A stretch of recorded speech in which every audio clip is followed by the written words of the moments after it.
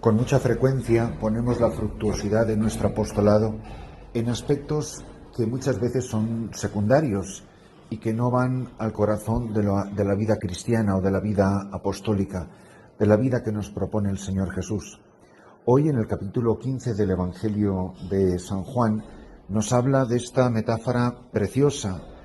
Nos dice que el Padre es un viñador, que Él es la vid y que nosotros somos los sarmientos. El Padre, por tanto, es el que activamente trabaja la vid, trabaja la viña, que es el labrador. El labrador no es una persona pasiva, es una persona activa. Es el que cultiva la tierra, el que la abona, la riega. El Padre está activamente involucrado en la fructuosidad de la vid, que es Cristo su Hijo, y que somos nosotros las pequeñas ramas, los humildes sarmientos que estamos injertados en la vid, que es Cristo. Dos conceptos, dos palabras, dos ideas importantísimas surgen, por tanto, hoy. En primer lugar, es el tener clara conciencia de nuestra identidad, de nunca ser tan pretenciosos como caer en la tentación de usurpar el papel del Padre, que es el del labrador, o el papel del Hijo, que es el de la vid. Ni yo soy el labrador, ni yo soy la vid. Yo no soy más que un humilde sarmiento injertado en la vid, y que sólo en la medida en que permanece en la vid, y la vid es trabajada por el agricultor, por el viñador, que es el Padre, es que va a dar fruto. El fruto inmediato viene de nosotros, con lo cual la tentación es creerme que soy yo el que lo ha producido. El fruto no está en la vid, está en los sarmientos. Lo visible somos nosotros, lo que es invisible es la vid. Pero, sin embargo, la fructuosidad, la savia, la vida, viene de la vid. Lo dice así Jesús en el pasaje: yo soy la verdadera vid y mi Padre es el labrador. Todo sarmiento que no da fruto en mí lo arranca, y todo lo que da fruto lo poda para que dé más fruto. Mirad, muchas veces a nosotros se nos escapa, o no queremos pensarlo, o no le damos suficiente importancia de cómo el Padre muchas veces tiene que podar la vid, tiene que cortar, tiene que purificar, tiene que limpiar en nosotros. Muchas veces no es el mundo quien es malo. La falta de fructuosidad no tiene que ver con la obra del maligno, o es que cómo están las cosas, o en este mundo en el que vivimos. Siempre señalamos con el dedo el error en la persona equivocada, porque la falta de fructuosidad no está en la hostilidad del ambiente que nos rodea, sino en que a veces no estamos plenamente injertados en la vid, otras veces porque no nos queremos dejar purificar, porque no nos queremos dejar limpiar, porque no nos dejamos podar. Y eso es doloroso, y eso aparentemente hace parecer la vid, como se las ve en invierno, muchas veces pueden parecer que están muchísimo más empobrecidas, porque, bueno, pues una vid con 3 ramitas que salen ahí no parece que son gran cosa. Pero a lo mejor tenemos que mirar la falta de fructuosidad de nuestra vida en estas dos realidades. La primera, que no estoy plenamente injertado en Cristo y por tanto no recibo savia, y si no tengo cuidado me voy a secar, no soy más que una rama seca y arrancada que no va a producir fruto ninguno. Y por otra parte está el que no me quiero dejar podar, no me quiero dejar limpiar. Como el sarmiento no puede dar fruto por sí si no permanece en la vid, tampoco así vosotros si no permanecéis en mí. Yo soy la vid, vosotros los sarmientos.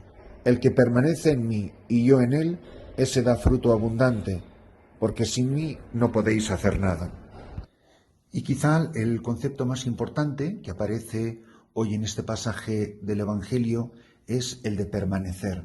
Es una palabra preciosa porque indica perseverancia, indica que habrán pasado los años, fui bautizado, fui creciendo, recibí los sacramentos, ha ido pasando la vida, pero soy una persona que con el paso de los años he permanecido.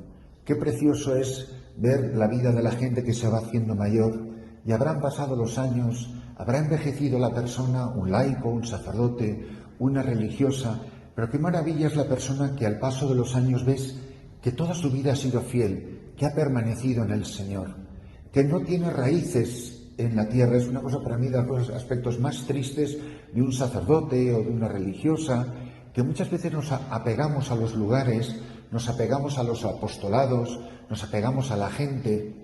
Es la persona que está injertada en una parroquia, o está injertada en una tarea, está injertada en lo que no es Jesucristo, sino consecuencias. La persona que no tiene raíces en esta tierra, la persona desarraigada, que es una palabra tan bonita que incluso aparece en una de las poesías de don José. De hecho, algunas de sus poesías están bajo el título de poesías de desarraigo. Él lo enseñaba de una manera tan maravillosa. Es la persona que vive en Cristo, le da igual dónde le manden, en qué lugar, en qué país, a qué tarea, da igual. Una persona que está injertada en Jesucristo no está pegada a un lugar, ni una misión, ni a una tarea. Está apegada literalmente a Jesucristo. Y la viña va a fructificar, la vid va a fructificar donde quiera que el labrador la quiera plantar. Y si el viñador, que es el Padre, me necesita unido a Cristo en tierras lejanas, allá que voy. Si quiere que permanezca aquí para siempre, estupendo. Igual que una persona puede cambiar muchas veces de destino, esos son aspectos más bonitos que insistía muchísimo la Madre Teresa con sus hermanas. De las cosas que más admiraba de sus hijas era la disponibilidad para la misión. Ella siempre ponía el ejemplo de una hermana que había cambiado tantas veces de destino y que la cambian una vez más, y lo único que le preguntó la hermana a la Madre Teresa, que era la superiora general, cambiándole una vez más de destino, dice: ¿en cuál autobús quiere que me marche? Decir, nada más que dígame la hora, el horario de los autobuses. No le importaba nada, no estaba pegado a sus bienes materiales, a sus 4 bártulos, etc. Estar injertados no solo significa no estar viviendo en pecado, solo faltaba, eso ya es una rama seca que no va a producir nada, sino muchas veces podemos ser muy activos, incluso tener vida de oración, etcétera, pero no estar en el fondo solo enraizados en Cristo. Muchas veces estamos enraizados en cosas que en sí mismas no son malas, pero no son Jesucristo, y no nos dejan dar fruto, porque si no es Jesucristo, no se da fruto. La frase no puede ser más lapidaria, más fuerte en los labios de Jesús: sin mí no podéis hacer nada. O permaneces vinculado a mí, o permaneces plenamente adherido a mí, o no podéis dar fruto, vuestra vida no es fructuosa. Aquí aparece después que yo soy la vid, vosotros los sarmientos, el que permanece en mí y yo en él, ese da fruto abundante, porque sin mí no podéis hacer nada. Al que no permanece en mí lo tiran fuera como el sarmiento y se seca, luego lo recogen, lo echan al fuego y arde. Pero en cambio, si permanecéis en mí, mis palabras permanecen en vosotros, pedid lo que deseéis y se realizará. Fijaros que aquí aparece un aspecto muy bonito aplicado a la oración. Pedid lo que deseáis. Muchas veces, ¿por qué es ineficaz la oración? ¿Por qué nos desanimamos en la oración? ¿Por qué nos parece que pedimos y pasamos tantas horas de nuestra vida con la liturgia de las horas y con otras devociones y nuestras meditaciones personales y nuestras visitas al Santísimo, y nos da la sensación de que no estamos creciendo gran cosa? Y sin embargo, la explicación es esta: es porque no nos hemos dejado purificar por el viñador, porque no hemos permanecido enraizados en Cristo, y sobre todo cuando aquí aclara que dice: pedid lo que deseéis y se realizará. Dice: si permanecéis en mí y mis palabras permanecen en vosotros. A veces el problema de la oración es que no estamos plenamente enraizados en Cristo, que no estamos adheridos a Él. Y fijaros que esto tiene mucho que ver con lo que se nos ha dicho en la primera lectura de los Hechos de los Apóstoles, en el comienzo del capítulo 15, donde se habla de una cuestión de lo más actual, que es la inculturización del Evangelio o la evangelización de la cultura, que no son exactamente lo mismo. Y hablan del problema de la circuncisión. El apóstol San Pablo se da cuenta que hay mucha gente que insiste en que hay que ser judío para ser cristiano. Quien está enraizado en su propia cultura, en sus maneras, en sus costumbres, en sus modos, en su música, en su comida, en su modo de celebrar, en su modo de celebrar la liturgia, etcétera, esa persona no está enraizado en Cristo, está enraizado en sí mismo, está enraizado en su cultura, está apegado a su nacionalidad, a su país. Hay mucha gente que está apegadísima a su país, hay mucha gente que no puede vivir sin ciertas comidas, hay personas que le rechina que se canten ciertas músicas o ciertos modos o ciertos instrumentos musicales en la liturgia. ¿Tenemos que hacernos españoles para evangelizar África? ¿Tenemos que convertirlos en personas occidentales cuando vamos a países lejanos? Esto es importantísimo para un misionero. Nosotros no queremos que estén injertados en España o en Estados Unidos o en Alemania. Queremos que estén injertados en Cristo. ¿Qué es lo que es cristiano y qué es lo que es culturalmente judío?